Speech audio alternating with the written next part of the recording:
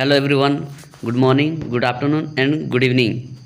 सबसे पहले मैं आप सभी लोग को आज की इस क्लास में वेलकम करता हूं, सभी विद्यार्थियों को। और आज की जो क्लास है, मैं फालतू बात ना करके मैं सीधे क्लास पे आता हूं। और आज का जो क्लास है प्रकाश चैप्टर है, लाइट चैप्टर है। इनमें से मैं आप सभी लोग को ये मैसेज देना चाहता हूँ, जितने भी क्लास 10th के विद्यार्थी हैं उन सभी लोग रेडी हो जाएं। चाहे क्लास 9th हो, 10th हो या 8th हो, उन सभी लोग के लिए वीडियो में अपलोड करने का प्रयास कर रहा हूँ। तो आप सभी लोग रेडी रहिए। और हमारी इस यूट्यूब चैनल में न्यू होंगे तो लोगों तक शेयर करने पे बिल्कुल ना घबराएं। और हमारे इस चैनल में कंटिन्यू बने रहिएगा ताकि आपको परेशानी ना हो, आपको किसी तरह का बेहतरीन नंबर उठाने के लिए। तो चलिए देर ना करते हुए आज की इस क्लास को मैं स्टार्ट करता हूँ। दोस्तों विद्यार्थियों, यहाँ पे देख रहे होंगे कि प्रकाश की किरणें गमन करती है। बहुत सारे लोगों को पता होगा, ये बहुत सारे लोगों को नहीं पता होगा। प्रकाश की किरणें जो है हमेशा सीधी रेखा पे गमन करती है, ना तो टेढ़ी रेखा पे, ना तो किसी भी दिशा में, ना इनमें से सभी, ऐसा कुछ भी नहीं है, सीधी रेखा पे गमन करती है। प्रकाश तरंग उदाहरण है ध्वनि तरंग का, पैरावैगनी तरंग का, विद्युत चुंबकीय तरंग का, पराश्रव्य तरंग का। तो final answer option number B हो जाएगा, विद्युत चुंबकीय तरंग का। नेक्स्ट क्वेश्चन है, प्रकाश निर्वात में प्रकाश की चाल होती है। निर्वात में प्रकाश की चाल कितनी होती है? तो निर्वात में प्रकाश की चाल होती है 3 × 10⁸ मीटर प्रति सेकेंड। समतल दर्पण में प्रतिबिंब की प्रकृति क्या होती है? तो आभासी तथा सीधा। ठीक है। नेक्स्ट क्वेश्चन, एक समतल दर्पण में वक्रता त्रिज्या r बराबर है, r बराबर 0, r बराबर इन्फिनिटी, r बराबर 2f, r बराबर f/2। तो फाइनल आंसर इसका हो जाएगा r बराबर इन्फिनिटी। समतल दर्पण की फोकस दूरी कितनी होती है? तो वो हो जाएगा अनंत। ठीक है।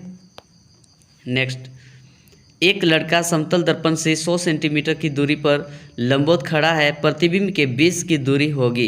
100 सेंटीमीटर, 200 सेंटीमीटर, 0 या फिर इनमें से कोई नहीं। तो आंसर हो जाएगा, फाइनल आंसर ऑप्शन नंबर हो जाएगा बी। ठीक है, 200 सेंटीमीटर। ठीक है।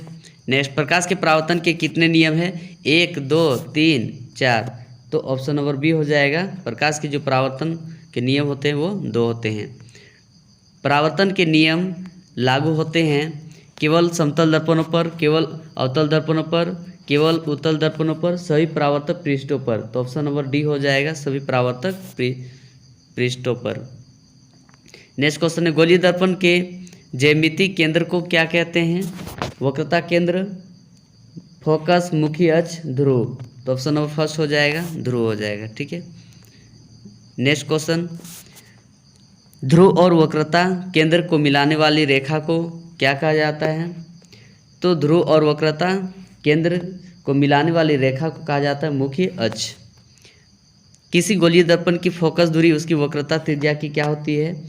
तो फोकस दूरी बराबर हम लोग जानते हैं F = क्या होता है, r/2। मतलब कि वक्रता त्रिज्या की क्या होती है? तो आधी। फर्स्ट नंबर हो जाएगा ऑप्शन नंबर। अभिसारक दर्पण है उत्तल दर्पण, अवतल दर्पण, समतल दर्पण, इनमें से कोई नहीं। तो फर्स्ट हो जाएगा, उत्तल दर्पण को अभिसारक दर्पण के नाम से भी जाना जाता है। गोलीय दर्पण की फोकस दूरी और उसकी वक्रता त्रिज्या में संबंध क्या है? तो अभी मैंने आप लोग को जस्ट बताया, F बराबर होता है r/2। ठीक है। इसका मतलब फाइनल आंसर ऑप्शन नंबर हो जाएगा ए, r = या फिर लिख सकते हैं 2f। नेक्स्ट क्वेश्चन है, एक गोलीय दर्पण की वक्रता त्रिज्या 20 सेंटीमीटर, इसकी फोकस दूरी क्या होगी? तो मैंने आप लोग को जस्ट बताया कि F बराबर फॉर्मूला होता है r/2। जब भी फोकस दूरी और वक्रता त्रिज्या में संबंध की बात होती है तो F बराबर r/2 होता है। तो वक्रता त्रिज्या 20 सेंटीमीटर, इसकी फोकस दूरी क्या होगी? तो 20/2, मतलब कि डिवाइड देंगे तो 10 सेंटीमीटर। ठीक है। नेक्स्ट क्वेश्चन, उस उत्तल दर्पण की फोकस दूरी क्या होगी जिसकी वक्रता त्रिज्या 32 सेंटीमीटर है? तो 32 सेंटीमीटर का आधा हो जाएगा 16 सेंटीमीटर। किस दर्पण की फोकस दूरी ऋणात्मक होती है?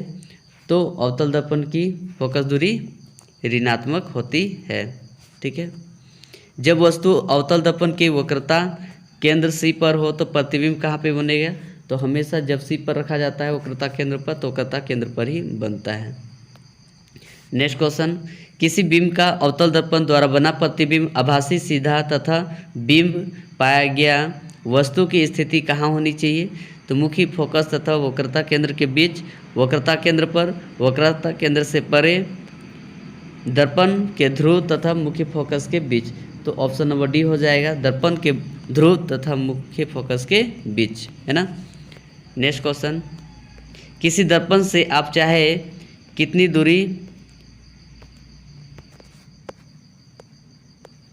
दूरी पर खड़े हो, आपका प्रतिबिंब सदैव प्रतीत होता है। संभवतः दर्पण केवल अवतल होगा, केवल समतल होगा, केवल उत्तल, या तो समतल अथवा उत्तल। तो ऑप्शन नंबर डी हो जाएगा, या तो समतल अथवा उत्तल। कौन सा दर्पण आभासी, सीधा तथा वस्तु के आकार से छोटा प्रतिबिंब बनाता है, तो ऑप्शन नंबर बी अवतल दर्पण। ठीक है, किस दर्पण से वस्तु का प्रतिबिंब बड़ा बनता है, समतल दर्पण, उत्तल दर्पण, अवतल दर्पण। तो ऑप्शन नंबर बी हो जाएगा, अवतल दर्पण। ठीक है। नेक्स्ट क्वेश्चन, अवतल दर्पण में वस्तु का प्रतिबिंब होता है, ठीक है, आभासी, वास्तविक, ए बी दोनों प्रकार का, किसी प्रकार का नहीं। तो ऑप्शन नंबर सी हो जाएगा, ठीक है, ए एवं बी दोनों प्रकार की। नेक्स्ट है, उत्तल दर्पण द्वारा बना प्रतिबिंब सदैव होता है, ठीक है, तो उल्टा, वास्तविक, अवधित, सीधा। तो उत्तल दर्पण द्वारा प्रतिबिंब जो बनता है सदैव सीधा बनता है। ठीक है। नेक्स्ट क्वेश्चन, उत्तल दर्पण द्वारा बना प्रतिबिंब होता है वास्तविक तथा सीधा, वास्तविक तथा उल्टा, आभासी तथा सीधा, आभासी तथा उल्टा। तो ऑप्शन नंबर थर्ड हो जाएगा, सी नंबर, आभासी तथा सीधा हो जाएगा। ठीक है। नेक्स्ट क्वेश्चन है, जब किसी बीम को किसी अवतल दर्पण के फोकस और ध्रुव के बीच स्वतः, तो उसका प्रतिबिंब, जब किसी बीम को किसी अवतल दर्पण के फोकस और ध्रुव के बीच स्वतः, तो उसका प्रतिबिंब दर्पण के पीछे बनता है। यह प्रतिबिंब होता है आभासी तथा सीधा होता है। ठीक है। उस दर्पण का नाम बताइए जो बीम का सीधा तथा अवधिक प्रतिबिंब बना सकता है। अवधिक का मतलब बड़ा। ठीक है, तो इसका ऑप्शन नंबर हो जाएगा फर्स्ट, अवतल दर्पण। किस दर्पण की दृष्टि क्षेत्र विस्तृत होता है, तो उत्तल दर्पण, ऑप्शन नंबर बी। ठीक है। नेक्स्ट क्वेश्चन, वाहनों के पास दृश्य दर्पण के रूप में किस दर्पण का उपयोग किया जाता है। ठीक है, अवतल दर्पण, समतल दर्पण, इनमें से कोई नहीं। तो पास दृश्य मतलब पीछे की दृश्य को देखने के लिए उत्तल दर्पण का प्रयोग किया जाता है। वाहनों के अग्रदीपों में पीछे की वस्तु को देखने के लिए उत्तल दर्पण, और अग्रदीपों मतलब कि आगे की वस्तु को देखने के लिए अवतल दर्पण का प्रयोग किया जाता है। सौर भट्टियों में किस प्रकार के दर्पण का उपयोग किया जाता है, तो अवतल दर्पण का प्रयोग किया जाता है। मोटर चालक के सामने कौन सा दर्पण लगा हुआ रहता है, तो मोटर चालक के सामने उत्तल दर्पण का प्रयोग किया जाता है। सोलर कुकर में किस गोलीय दर्पण का उपयोग किया जाता है, अवतल दर्पण, समतल दर्पण, उत्तल दर्पण, परावलयी दर्पण। तो ऑप्शन नंबर फर्स्ट हो जाएगा, अवतल दर्पण हो जाएगा। ठीक है। हजामत बनाने के लिए किस दर्पण का व्यवहार किया जाता है, अवतल दर्पण, उत्तल दर्पण, समतल दर्पण, परावलयी दर्पण। ठीक है, तो ऑप्शन नंबर फर्स्ट हो जाएगा, अवतल दर्पण हो जाएगा। ठीक है। नेक्स्ट क्वेश्चन है, दर्पण का सूत्र क्या है। दर्पण का सूत्र होगा 1/v + 1/u बराबर 1/f। तो ऑप्शन नंबर हो जाएगा डी। लेकिन वही अगर लेंस की सूत्र की बात रही तो माइनस हो जाएगा 1/v - 1/u बराबर 1/f। कौन सा लेंस अभिसारी लेंस भी कहा जाता है, तो अभिसारी लेंस जो है उत्तल लेंस को कहा जाता है, और अपसारी लेंस कहा जाता है अवतल लेंस को। ठीक है। विशालक शीशा होता है, मतलब कि मैग्नीफाइंग ग्लास होता है। अवतल लेंस, उत्तल लेंस, अवतल दर्पण, उत्तल दर्पण। तो ऑप्शन नंबर बी हो जाएगा। ठीक है, उत्तल लेंस, ऑप्शन नंबर बी। किस प्रकार का लेंस वास्तविक उल्टा तथा वस्तु के आकार से बड़ा प्रतिबिंब बनाता है? तो उत्तल लेंस बनाता है। किस प्रकार का लेंस आभासी सीधा तथा वस्तु के आकार से छोटा प्रतिबिंब बनाता है? तो ऑप्शन नंबर ए हो जाएगा अवतल लेंस। ठीक है, अवतल लेंस द्वारा बना प्रतिबिंब हमेशा होता है, तो अवतल लेंस द्वारा बना प्रतिबिंब हमेशा छोटा होता है। अवतल लेंस द्वारा किसी वस्तु का हमेशा किस प्रकार का प्रतिबिंब बनाता है? तो हमेशा आभासी प्रतिबिंब बनाता है। निम्न में से कौन सा पदार्थ लेंस बनाने के लिए प्रयुक्त नहीं किया जा सकता है? जल, कांच, प्लास्टिक, मिट्टी। तो ऑप्शन नंबर डी हो जाएगा मिट्टी, है ना। नेक्स्ट क्वेश्चन है, किसी बीम का वास्तविक तथा समान साइज का प्रतिबिंब प्राप्त करने को उत्तल लेंस के सामने कहाँ रखेंगे? तो उत्तल लेंस के सामने जो है फोकस दूरी के 2 गुनी दूरी पर, मतलब वक्रता केंद्र पर ही रखा जाता है। नेक्स्ट क्वेश्चन, किसी गोलीय दर्पण तथा किसी पतले गोलीय लेंस दोनों की फोकस दूरियां है दर्पण तथा लेंस संभवतः है दोनों अवतल, दोनों उत्तल, दर्पण अवतल तथा लेंस उत्तल, दर्पण उत्तल तथा लेंस अवतल। तो ऑप्शन नंबर फर्स्ट हो जाएगा, दोनों अवतल हो जाएगा। ठीक है, नेक्स्ट क्वेश्चन, किसी शब्दकोश में दिए गए छोटे अक्षरों को पढ़ते समय आप निम्न में से लेंस पसंद करेंगे? तो ऑप्शन नंबर हो जाएगा सी, 5 सेंटीमीटर उत्तल लेंस का ही प्रयोग किया जाता है सामने की वस्तु को स्पष्ट रूप से देखने के लिए। किसी शब्दकोश के छोटे अक्षरों को पढ़ने के लिए आप किस प्रकार के लेंस का प्रयोग करेंगे? अभी जस्ट मैंने आप लोगों को बताया उत्तल लेंस का ही प्रयोग किया जाता है। ठीक है, नेक्स्ट क्वेश्चन, एक माध्यम से दूसरे माध्यम में जाने पर प्रकाश की किरण मुड़ जाती है तो मुड़ने को कहा जाता है? तो प्रकाश का अपवर्तन होता है। ठीक है, नेक्स्ट, किसी माध्यम के अपवर्तनांक का मान होता है? तो अपवर्तनांक को हम लोग डिनोट करते हैं म्यू से, और म्यू बराबर हो जाएगा साइन आई बटे sine r. Option number first answer हो जाएगा। ठीक है, नेक्स्ट क्वेश्चन है, पानी में आंशिक रूप से डूबी पेंसिल के मुड़े होने की घटना का परिणाम प्रकाश का व्यक्तीकरण, प्रकाश का परावर्तन, प्रकाश का अपवर्तन, प्रकाश का विवर्तन। तो यहाँ पे ऑप्शन नंबर हो जाएगा सी, प्रकाश का अपवर्तन।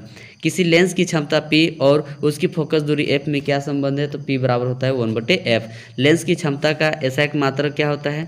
तो आप सभी लोग जानते होंगे लेंस की क्षमता का जो एसआई मात्रक होता है वो डायोप्टर होता है। ठीक है, निम्न में से किसका मात्रक डायोप्टर होता है? तो लेंस की क्षमता का एसआई मात्रक डायोप्टर होता है ना।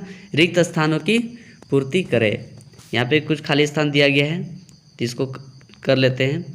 गोलीय दर्पण की फोकस दूरी उसकी आधी होती है, किसकी आधी होती है? तो हम लोग जानते हैं एफ बराबर क्या होता है? r/2, मतलब वक्रता त्रिज्या की आधी होती है। ठीक है, नेक्स्ट क्वेश्चन, एक अवतल दर्पण की वक्रता त्रिज्या r है तो फोकस दूरी होगा, तो एफ बराबर हम लोग जानते हैं r/, क्या होता है? 2, तो r/2 ये फाइनल आंसर हो जाएगा। निर्वात में प्रकाश की चाल कितनी होती है?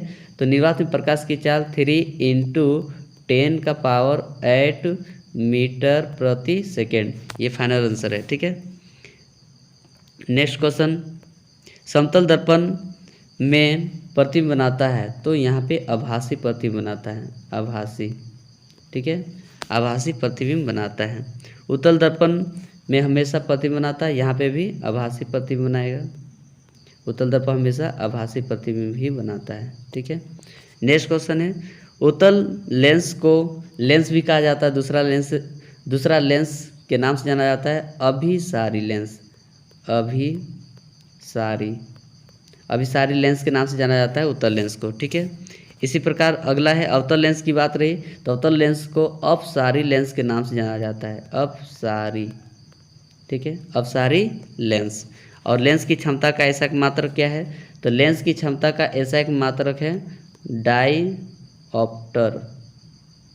ठीक है, डायऑप्टर।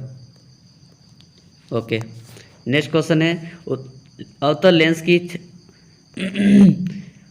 की क्षमता होती है तो उत्तल लेंस की क्षमता हमेशा धनात्मक होती है, चाहे उत्तल दर्पण की बात रही है धनात्मक, उत्तल दर्पण की बात रही है उत्तल लेंस की बात रही।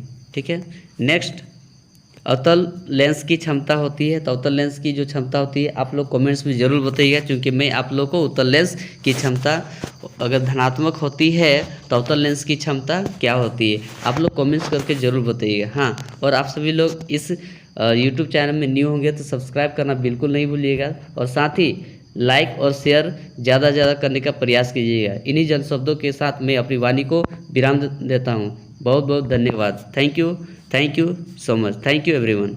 Thank you.